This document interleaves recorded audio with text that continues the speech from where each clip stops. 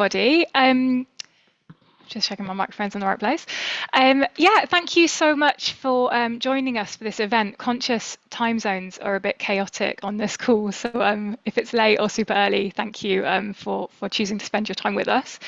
Um, Firstly, again, yeah, big shout out to Ella from BISA for helping run all of this really smoothly. It was the annual conference a couple of weeks ago, so I feel like she is probably still recovering from that, as are a few of us who attended.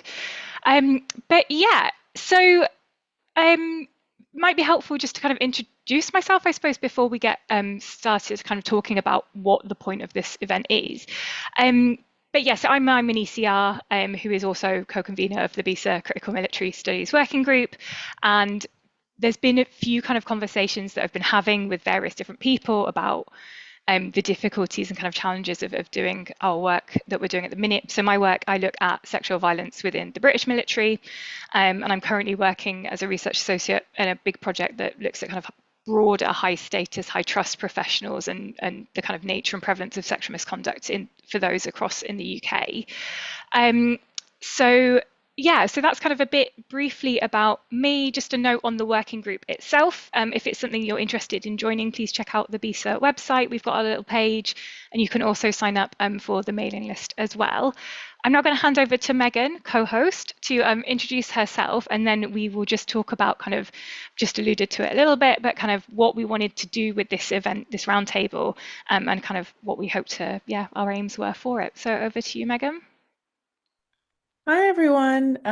Thanks. Also, I just want to echo Hannah's thanks for everyone joining us, especially to the speakers who agreed to join and share their wisdom at very different time zones. Yeah, my name is Megan McKenzie. I'm a professor at Simon Fraser University in Vancouver, Canada, and my work has looked at various different issues around gender in the military for the last 15 years, including gender integration, sexual violence in the military suicidality, and abuse and war crimes. I'm also the co-director of a national network on women, peace, and security here in Canada. And yeah, I'm really just so grateful to the working group for co-hosting this and for hosting this, and Hannah for being open to having this conversation that I think, you know, some of us, as sort of Hannah said, have been having these conversations on the side and just really trying to reach out to our friends and people who are doing similar work to us to understand how to navigate this moment. And depending on your national context, I think things are better or worse. I think we can just clearly say that. The politics in different areas is really changing rapidly, and I think putting some scholars at higher risk, and we have to acknowledge that. And really, I'm thinking about how, as someone who's maybe less at risk, given our recent election, and how to be a good ally and how to have solidarity for my colleagues in the US, for example, who are really struggling and really vulnerable. So that's part of my motivation for this event. But yeah, I'll pass it over to Hannah, and then I think we'll start the first round of presentations from our speakers. Yeah, thank you, Megan. I won't add too much to that because we just kind of want to hear from everybody, I suppose, right? But yeah, just to say, it's like, yeah, this the B series like British, right? But I think the power of this roundtable is so many different kind of national contexts being covered, and we really want to hear from you as well, audience members. So please, if you've got a question whilst we're doing kind of our initial reflections or afterwards, pop it in the chat. When it comes to the Q&A, we will stop recording, and if we'd welcome you to turn on your videos if you're comfortable doing so, just so we can kind of make it more of an informal conversation between us all, rather than kind of just us as speakers talking to you. So talking of speakers, yeah, just want to thank you so much for our roundtable participants for joining us today. I will just do a brief introduction of everybody. So we have, in no particular order, we've got Beth Greener, Professor of IR at Massey University and Head of School of Social Sciences and Acting Director of CDSS. I'm sure Beth can expand on CDSS for me. She's an honorary professor with the New Zealand Defence Force Command and Staff College and has published on topics such as international peacekeeping, international policing, state building, peace building, and New Zealand defence and security matters, as well as more recently on the issue of gender security. So thank you, Beth, for joining us. It is 4 a.m., I think, where Beth is. So to her for showing up. Thank you. And then we've got Elin Berg. She is a PhD candidate in war studies at the Swedish Defence University, where she is part of the Gender, Peace and Security Research Team. Her PhD project focuses on state armed forces and explores formal and informal gender integration mechanisms and strategies in the Swedish armed forces. And this includes the organisation's work to promote LGBTQIA+ rights. More broadly, she's interested in exploring representations of gender and sexuality in security, war, and military contexts through insights from queer studies, critical military studies, visual IR, and feminist security studies. Then we have Dr. Nancy Tabor, a Brock University professor and Canadian Armed Forces retired officer. Her research focuses on the intersection of gender, militarism, and learning in a variety of contexts, particularly the Canadian military. She's also a co-director of the Transforming Military Cultures Network and a fiction author who published her debut novel, A Sea of Spectres, with Acorn Press. And then last but not least, we've got Colleen Schoenfeld. She is an Army veteran of over 11 years who then became an investigator of civil rights and sexual harassment complaints. She's a mum, grandma, and activist in a small town in rural Michigan. Her PhD work is on sexual violence prevention and culture of the US military. So, thank you so much for being here. And I'm going to hand over to Elin to kick us off with some initial reflections about kind of researching gender and abuse in the current moment. Thank you so much, and thank you for inviting us to have this conversation. I think it's really timely, unfortunately, so I'm happy to be here. I think I will reflect firstly on sort of the resistances that this type of work faces, and I have empirical sort of material to share. So I started my fieldwork interviews last year, and as you mentioned in the presentation, Hannah, research service members sort of, well, experiences when it comes to the gender integration work. And I'm based at a defense university, so a lot of people that would sort of perhaps be interesting for me to talk to are in this building where I work. So we are home to the officers' education, the senior officer education, and we also have a lot of military teachers around. So I started my participant recruitment in-house through some posters and some initial emails, which I think is important for context. And after a month or so of the interviews, I received a phone call from someone that was really interested in participating in the project. I didn't really think much of it, but once we started talking, I realized that this was not a person that would be in-house, like they would still be interesting for my project, but they had found out about the project in a different way. And they told me that they had seen my project circulating or being discussed on Twitter. And so after we had had that conversation, I found two interrelated threads on Twitter discussing my project in not the nicest way, where sort of this military blogger had posted then a screenshot of the recruitment poster, but had cut out sort of my contact information and didn't tag me or anything, right? So this was not brought to my attention until this participant raised it with me. And this sort of reached right-wing conservative spaces, but also I noticed that I knew a lot of people that were involved in discussing this project, and none of them had told me, which I can talk more about sort of how when you do critical work and you're in an environment where you're sort of in a minority, right? Some of these dialogues happen without you being even invited to partake, right? Even though in this case, it was about my project. So the sort of initial tweet stated, the subject of war studies is really starting to get so wide that it includes ... everything. So there was sort of a central discussion around my research not being war studies related, being too woke, far removed from sort of fighting and a distraction even. But others also put into question sort of my methods, ethics. So semi-structured interview equals I am too stupid/lazy to do anything or manage to do something that at all resembles a scientific method.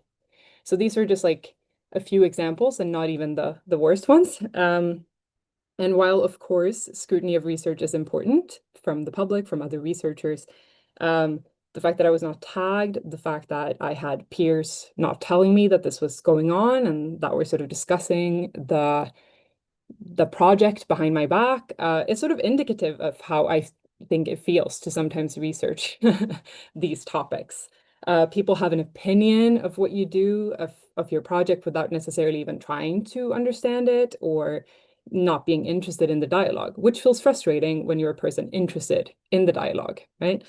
And I do think that, because I mentioned before that we're sort of home to the officers' education, etc. So the Swedish Defence University is also a particular environment, and we have had a lot of in-house discussions about war studies as a disciplinary identity, sort of what is it? And it's not new. I think it has intensified the sort of discussions of, okay, when we research war, when we research the military institution, it needs to sort of result in increased operational effectiveness. Like I think the room for discussion in certain ways has maybe shrunk, although we also have a growing critical military studies environment here. So there's like a lot happening at the same time, which I think might be quite different from the other contexts we might hear from later.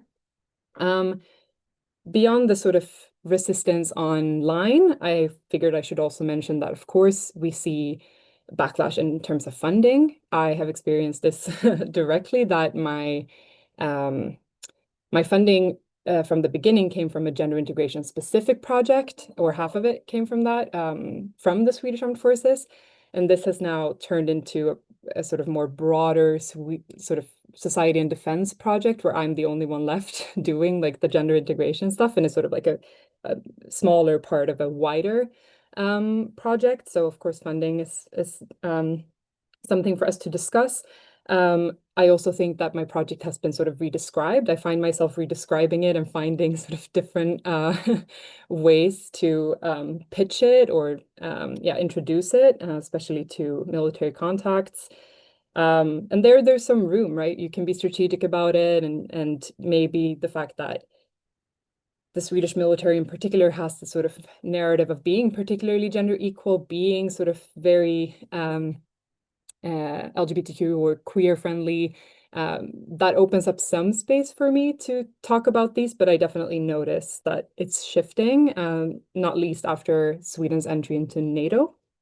And I think if I wanted to say something about just how I personally navigate this, is that I still think that transparency is important. I'm trying to be as open as possible about the type of work I do. I try to question sort of attempts to shrink in that space. I do adapt the language depending on who I talk to, but I try to make it still true to what I am doing in my work. So for me, what has worked is sort of finding that ethnographic way of centering my participants' experiences and saying that it's important that we hear these service people's stories. It's important that we learn about them, especially because Sweden has a gender neutral conscription model. So more and more women, but also people generally that might not want to serve might serve, right? So we should talk about what happens once you enter into the organization. So yeah, that has helped me anyway to think about their sort of experiences. And lastly, the framing of Sweden being sort of particularly successful in these questions is something that works for me when I also try to explain why it's important that it's scrutinized then, this type of work, because we do export the model through, for example, the Nordic Center in General Military Operations, right? So I often get the question, but Sweden has come so far. Do we still need to talk about this? And I'm like, well, if we've come so far, shouldn't we, scrutinize it and make sure that what we're exporting, is sort of sound, if you will. So I think I will stop there for now, but I'm really looking forward to these conversations. So thank you. Thank you so much for sharing that with us. It was, yeah, fascinating and also anger-inducing. So thank you. Right, so next up, I think, is Megan, if you're okay to do the mantle there. Sure. Thanks. Thanks, Elin. It was really, yeah, I'm really sorry to hear that. And you know, yeah, just solidarity with you, and thanks for sharing. Um, yeah, I guess I just want to say a couple of things more around my particular work. And one of the things I want to address in my short intro is how to understand if something is backlash or if it's just patriarchy surviving. And I think some of what we are experiencing is indeed a different moment. And I think some of it is just, what Cynthia Enloe has sort of talked about adaptability of patriarchy. And I think there's something different about those two things. So I'm thinking about that. I guess as someone who's done this work for a while now, I've seen the ebb and flow of when institutions embrace your work versus not embrace your work. Like we've done this work long enough, or I've done this work long enough. I've I've done it when it's been very unpopular. When talking about suicidality in the military 10 years ago was very unpopular, I have to say. Talking about sexual violence in the military 10 years ago was very unpopular. Even talking about integrating women into combat units, 10, 15 years ago was very unpopular and, attracted trolls and I think for most of us as feminist scholars, we're used to sort of um, having unpopular takes anyway in our daily life, whether we're the person at our faculty meeting that raises an issue or, we're just constantly pushing against, structures that are not feminist. And so I think many of us have that experience on a daily basis but I wanted to just talk about two different kinds of work that I've been doing and how that might help us to sort of just think about the difference between backlash versus sort of adaptability. And so for many of you who know the Canadian context, you may know that in 2021, the Canadian Armed Forces were sort of embroiled in sort of this scandal in the sense that there were around 12 high-profile senior leaders in the Canadian Armed Forces who were accused of sexual misconduct. And so it was this real reckoning, or the language in Canada was reckoning, and is this sort of a tipping point? Is this the moment when, we have culture change? And so this was like a very big moment. Personally, I think I really overinvested in some ways. This was what I was writing a book on at the time. I've been doing this work for a long time. I wanted to sort of be part of the core team of experts who were advising the media on this. I did a lot of media at the time. Um, and I think the culmination of writing the book on sexual violence and also being in a public conversation on this issue um, all the time, like I think I think there were like 16,000, there were just so many different media moments, right? And there were some weeks when I was doing media sort of 3 days a week. And look, this was my choice, but it was a bit of a frenzy, I guess I will say. Um, and then fast forward to the book comes out, there's sort of a lag, as many of you will experience, and many of you will at soon after a book comes out, where you have this fatigue and kind of hangover, intellectual hangover of writing a book on something so heavy. And then I think what's happened is of those high profile cases, the trials have all sort of happened, or most of them have happened. And one by one, each of these high profile alleged perpetrators have been either, the cases have been dropped, they've been shown to be innocent, or they've faced lesser charges. And so that's been, I think many of us don't want to make it about us, but of course there's always this broader context, but there's also what the personal context of what the work that you're doing. And so I have to say I've found that really difficult to sort of watch that journey of, is this a reckoning? Is this the moment? And to see that moment pass and also to know the victims of sexual violence that beyond these high profile cases, right? For these 12 high profile cases, there's countless victims who either haven't brought their case forward or who have also brought their case forward and don't get justice. So I think in that case, there's no backlash happening. This isn't an example of a different context. This is actually just the institution as working as usual. And so I think sometimes we have to sort of um, make sure that we're not calling this an unusual moment when things are working as they should. And in this case, it is business as usual. And when you've studied sexual violence for 30 years, you you you see this ebb and so I shouldn't be surprised, but it is difficult.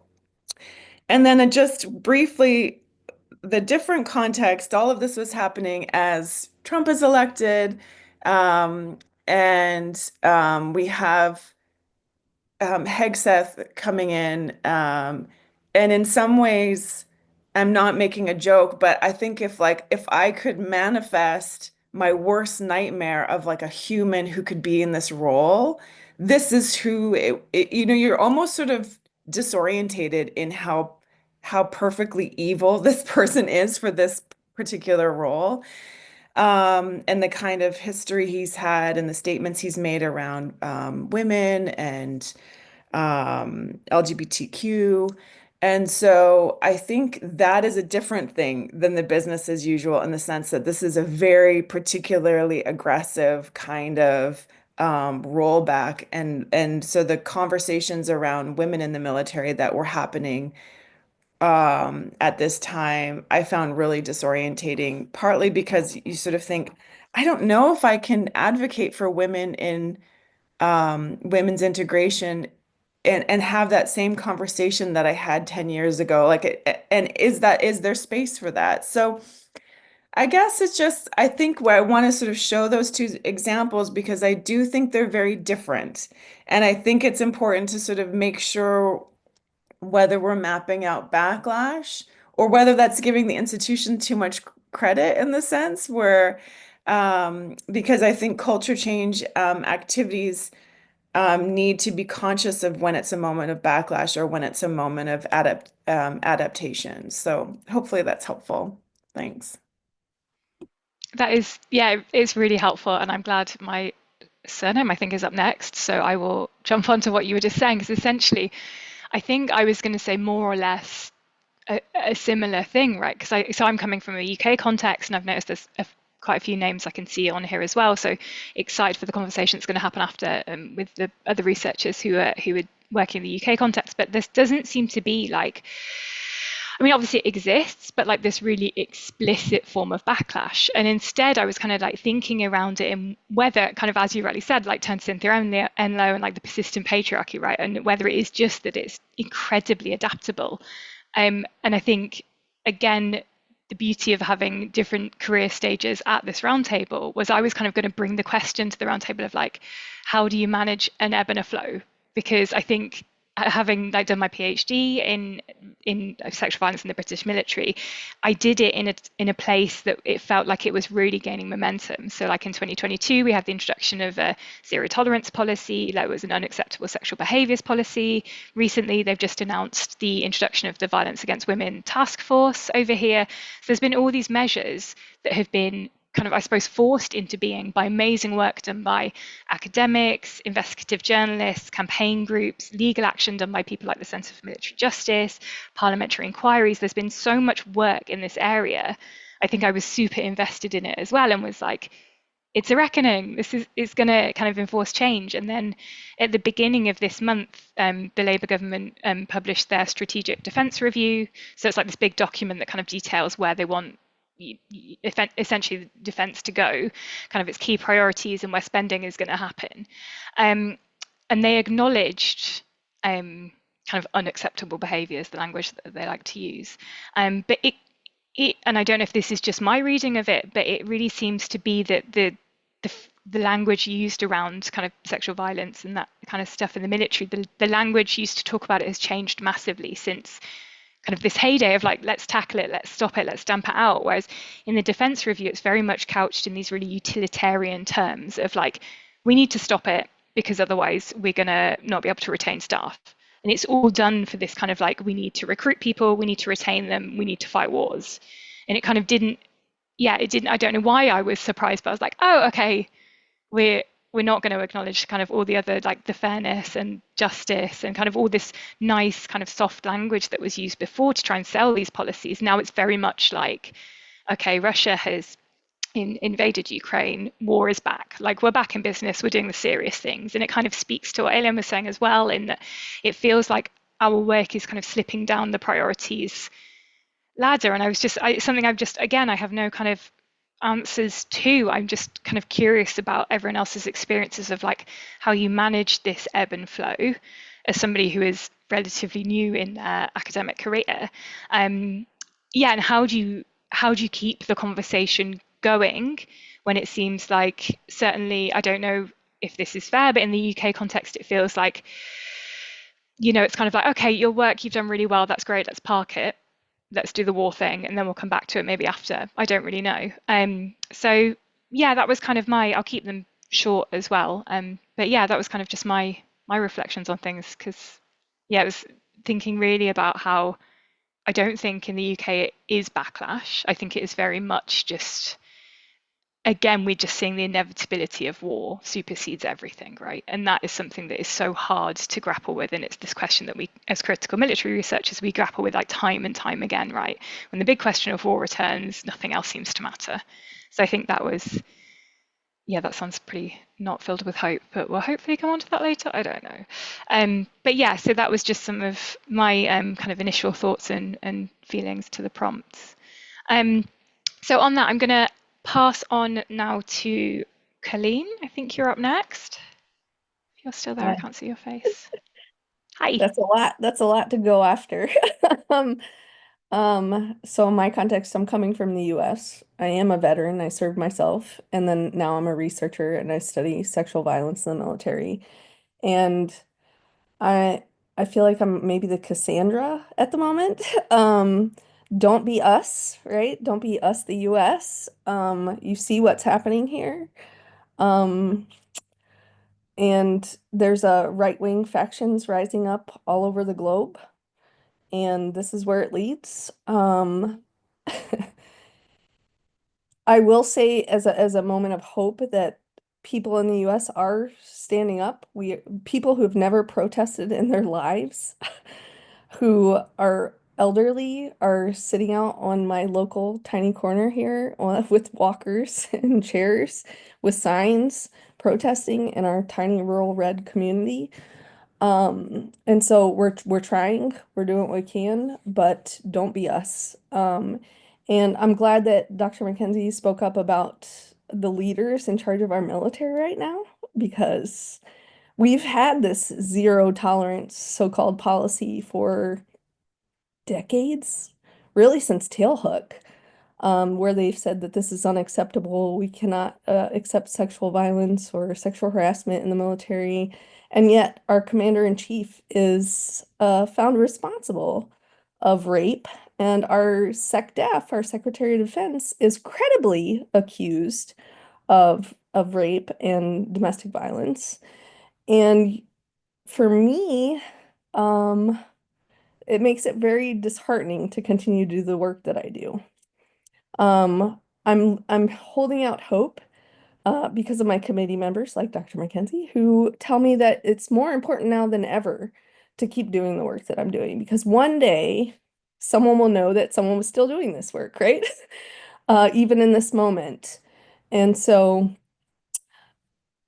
I'm not sure. I'm just kind of rambling because it's a moment here. It's a moment. So I'm going to keep it short as well, and I'm looking forward to this conversation. I'm so thankful to be here and to be invited. And yeah, there we go. We are very grateful to have you here as well, so thank you. Nancy, over. Thank you so much, and thanks for the invitation. It's great to be here, and certainly the similarities in the conversation and what's happening in my own context, in particular with respect to Megan. We're both in Canada.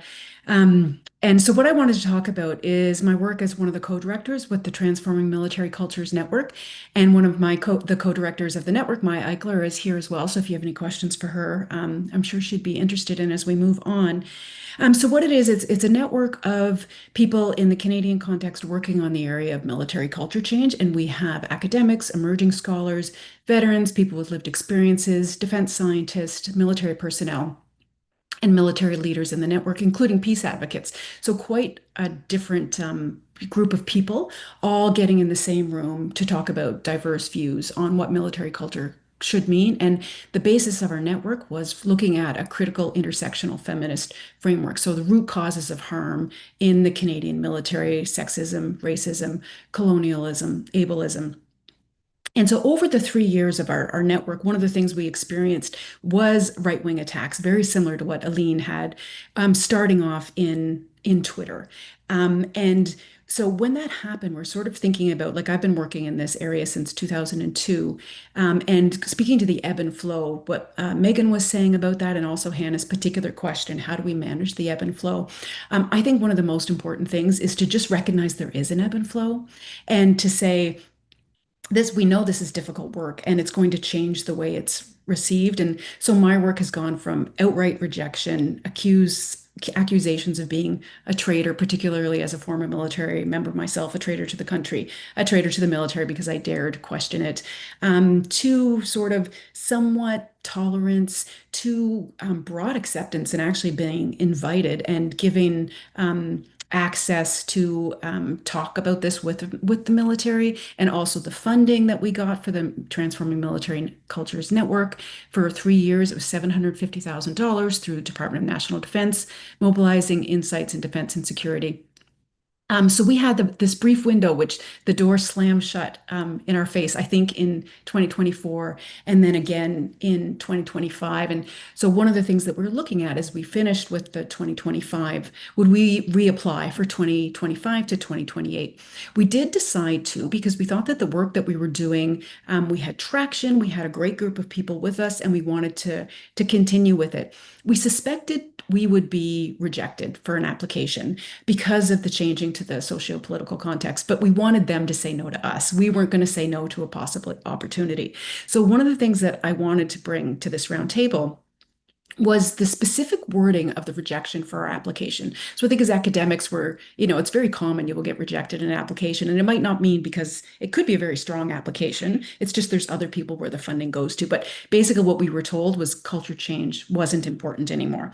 So here's a little bit of the wording that we've also shared with our network members. And you'll see the rhetorical like wrangling. Culture change remains a top priority for defense team leadership. The defense team has developed a much clearer picture of workplace culture. But now there is a focus on other pressing departmental priority areas with new challenges to global stability and security, and the Canadian Armed Forces needs to be ready, resilient, and relevant. So those are just a few phrases from it. So in essence, we've done this work. The context is now too difficult to be worrying about culture change, and all the panelists before me have spoken about that. So we're moving on. And in some ways, this was okay for our work because, as I said, we're used to the ebb and flow. But also, it was a point where we're saying, okay, now we're shifting for sources of funding. So Maya and I are each PIs and co-PIs on two large social science humanities research councils grant. So certainly through that grant, the academic grants, there is a large appetite for looking at this. And the other thing that I've been working on just last week, well, I guess two things I want to mention. Going to the BISA conference in Belfast was fantastic, and particularly the CMS working group. Like, there's a large group of people all over the world looking at these issues from very different lenses, very different disciplines, but all focused on critical an engagement with critical military studies. So that to me is really energizing. And this roundtable also, the speakers that are here, the people in the room, I recognize that a lot of the names. It's so wonderful to see you all here. And it shows that there still is a way to do this work. And what we really need to do, what I think I really need to do, is lean into people that you can collaborate with, even if it's on focusing on, a roundtable saying, listen, we're all focusing, we're all hearing the same things, similar things in different contexts, and this is how we're moving forward. So I'll just wrap up with what I did in the week after I went to Pisa. Was I went to Chelmsford in England with the Center for Excellence in Equity for Uniform Public Services at Anglia. She's got this with Hannah West, and they've got quite the title, but at Anglia Ruskin University. So what I'm working on with Hannah and through funding through their social science research lab is creative methodologies to look at critical military studies. So for instance, we're doing voice workshops, expressive writing. I'm doing fiction-based research. Hannah's doing participatory filmmaking. So I think that's the lens, at least for me now, is choosing something that is still important to you, that you can hopefully get some sort of funding for, that gives you energy and passion. So for 3 years, the TMC network gave me energy and passion. And if we'd continued, it would have for another 3 years. But having the opportunity to now work with people on sort of these creative methodologies, I see those as the real potential for change, and getting people in the room who want to work for change, as opposed to when we're focusing on, like, our energies are not going to be served by engaging on Twitter, for instance. So I think it's ever more important to get groups of like-minded people together to see how we can advance our own work, and advance the field in general. So thank you. Thank you, Nancy. That was, yeah, nice and energizing there. Um, thank you. And then finally over to Beth. I can't see you. Have you got me? Yes. Kia ora. Awesome. Over to you. Thank you. Morena Atamaria, everyone from Aotearoa, New Zealand. I'm the one who's early, I think, 4:40 a.m. And in my rush this morning to deliver a brief bio within sort of 5 minutes before we started this, I sent my defensive bio. I'm not sure if you noticed, but it starts with establishing all the credentials I have before I mention the word gender. And that's something which I think we, all experience. And yeah, it was just also, it just struck me. I'm thinking, actually, what I've been working on most recently is a team project that involved Megan as well, looking at the question of regendering in the New Zealand Army in particular. So why on earth that wasn't front and center tells you something, doesn't it? So I wish I could bring you hope from the bottom of the world. We tend to be at the end of these chains of events. So we are basically experiencing a time lag. So right now, you'll have seen things like the launching of Jacinda Ardern's book, A Different Kind of Power. And what you may not have seen is that within New Zealand, there's been a very mixed reaction, very visceral attacks again on her and her work. There have been people going into bookshops and tearing the front covers off the work, of her work, and also particularly of Māori and Pacific women who've been doing writing as well. There have been people going into bookshops and turning books on these topics, on anything to do with effectively what seem to be woke topics, just turning them around so that you can't see the covers. So yeah. So we have this kind of a little bit like Sweden. I think we project a certain image. We're still fifth on the gender indexes, but around gender pay parity. So it looks pretty good, but that means we've slipped from fourth, and also we are now economic participation for women is under 70% for the first time since 2007. As our economy is not doing very well, and as we know, there are gendered impacts to that. We still have the highest rate of domestic violence in the OECD. We just had a report come out this week suggesting that femicide is a much greater problem than we realise. Fortunately, it's broadened partly because they've broadened the concept to look at things like older women facing neglect, maternal suicide, which is going up significantly. So we present a particular, I think, image to the world down here that hides a lot of the a lot of the difficulties. But we still have, at the moment, I think we're in this holding pattern. So our work in and around the question of gender in the military still seems to be of interest. We have our first, I hate using this terminology, but we have our first female Major General, Rose King, first Army Chief.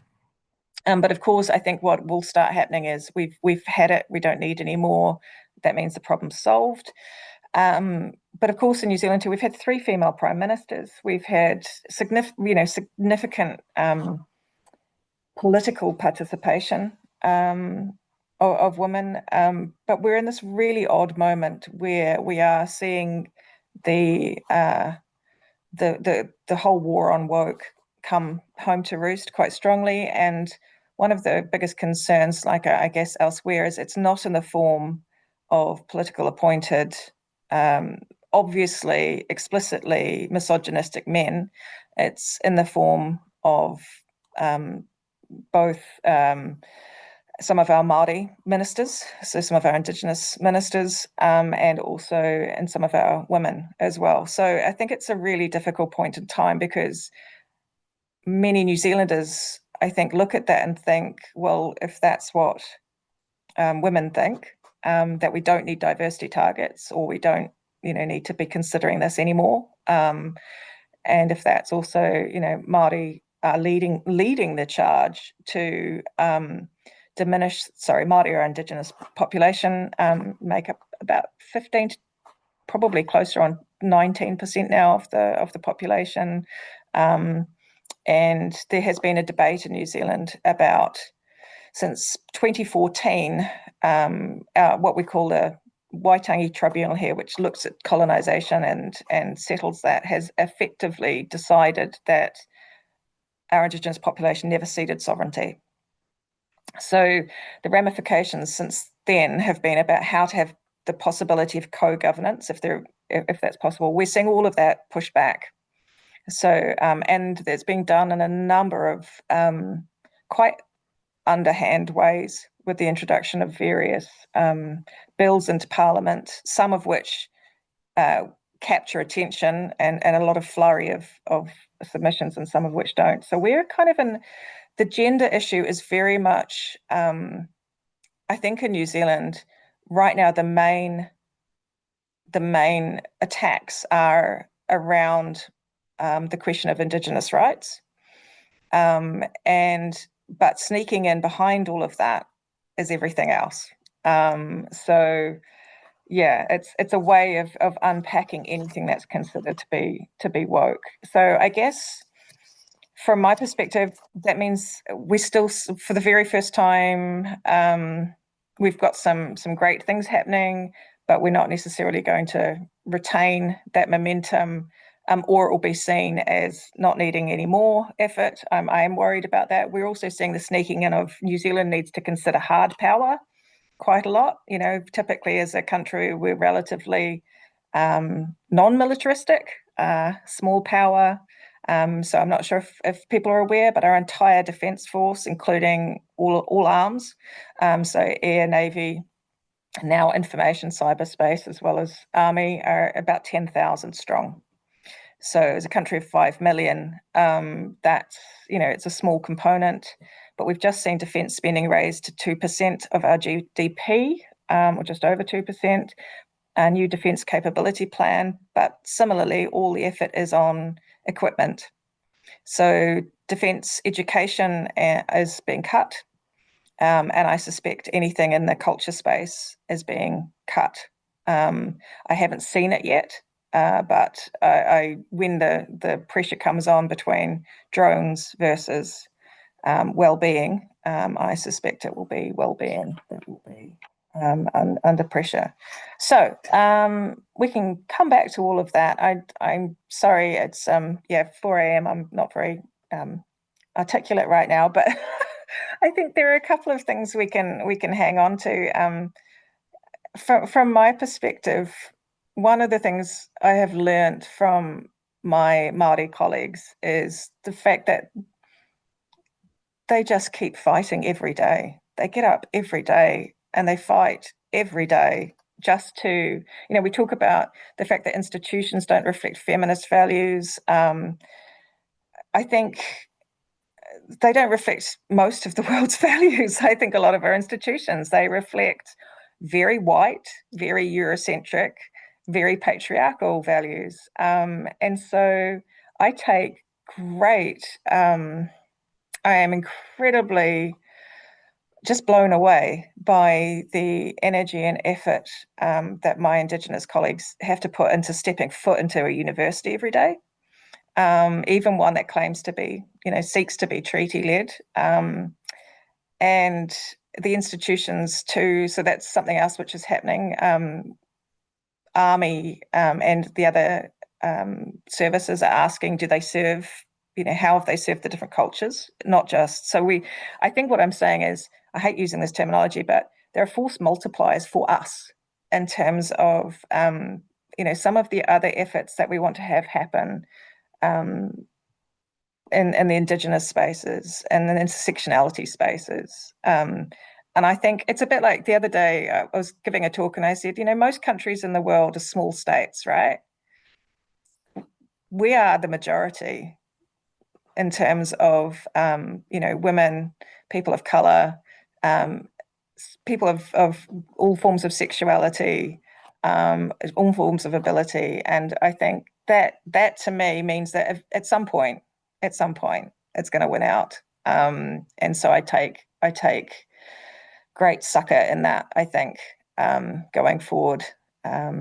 Yeah, I'll stop there because I'm not making much sense this time of the morning. But that to me, that's one of the incredibly lucky things about living in a place like New Zealand, is you're aware you're not alone, and the way in which you want, you know, the way in which you think, the way in which you want society to go and to change. And I think it's just finding ways to make sure that we amplify each other as much as we can. Thank you. And yeah, thank you for ending on the kind of the moving forward question there. It's the idea of amplification of others, I think, yeah, is super powerful. Yeah, we had sort of asked people to reflect on other ways that we could move forward in this space, and kind of variously it's been touched upon by different people. But I was wondering if any of our other roundtable participants wanted to jump in on kind of things they're doing to move forward with their research in this space. I Colleen, you've think, just unmuted, yeah, I unmuted because this is part of it. Having these Yeah. conversations, having these spaces is a huge part of how we not stay isolated, me especially, like all of us really. Um, and then building community in our areas, wherever that is. Making friends with our neighbors, showing our faces, being present at things makes us more human, right? To the folks around us. Um, and then being able to have hard conversations, but starting from a point of agreement, is another piece of that. And so I think most people, when you come out and ask them, do you think that it's okay to have sexual assault in the military? Right? They're going to say no, right? Most people will. And so you can start from there and like build backwards, if you will. So that's kind of where I see.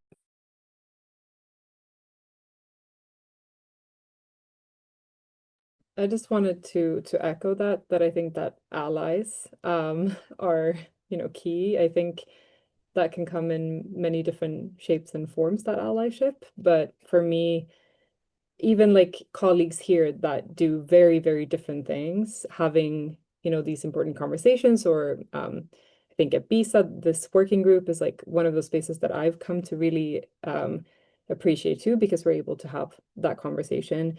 I think we should think also about what happens and write about it, teach about it, consider it like important.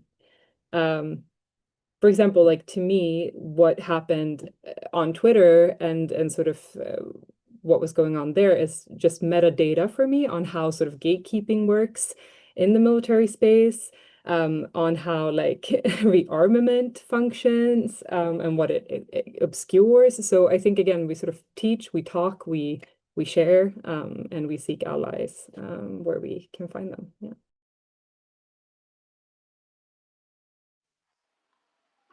Thank you, Lynn. And I think, yeah, I'm on a research only contract at the minute, so teaching feels so distant to me, but it's something that I'm so passionate about. So if anybody has got some more kind of reflections on teaching within this space, I would love to hear it.